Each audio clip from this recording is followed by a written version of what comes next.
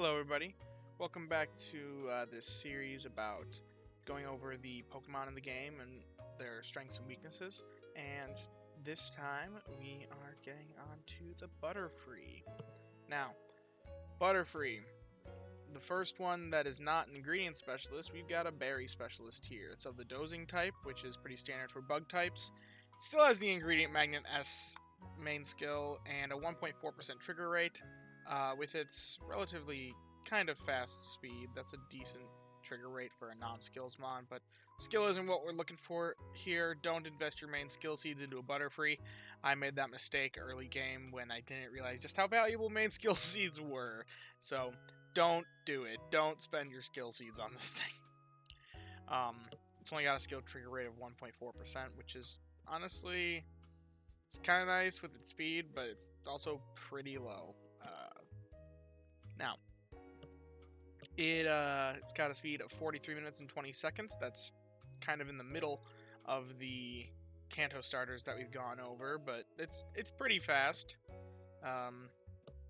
Something to be said about this thing, and what I think is its particular strength, is just how easy it is to evolve. Something that can't really be stated enough is just how difficult it can be to evolve some mons, especially early game. It's pretty easy once you get pretty far along into the game, but let's see. If you look at the Metapod evolves into Butterfree at level 8. That is ridiculously early. You don't even have a sub-skill at that point. And just something to be said about new players playing this game can get themselves a Butterfree very early on, when some of the other Pokemon don't evolve until you have an item, which might cost 1,400 sleep points. That's a minimum of 14 days of sleep if you're free to play, a whole week of sleep if you are premium. And this guy you could basically catch and have fully evolved right away, which is something to be said about that.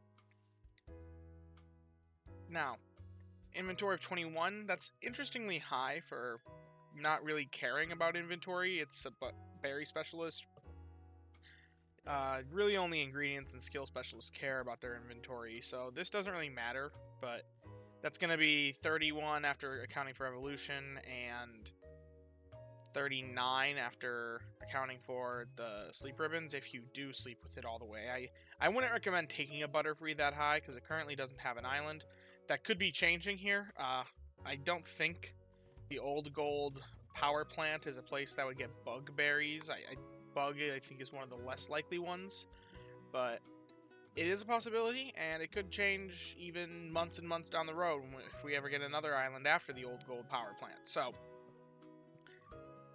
now, it does have, for ingredients, we don't really care as much about what's in the ingredients list as we did on the other guys, because they were actually ingredient specialists, so this is where they were getting their strength.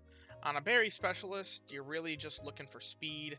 You don't really care about what's in the list. However, there are some things to consider.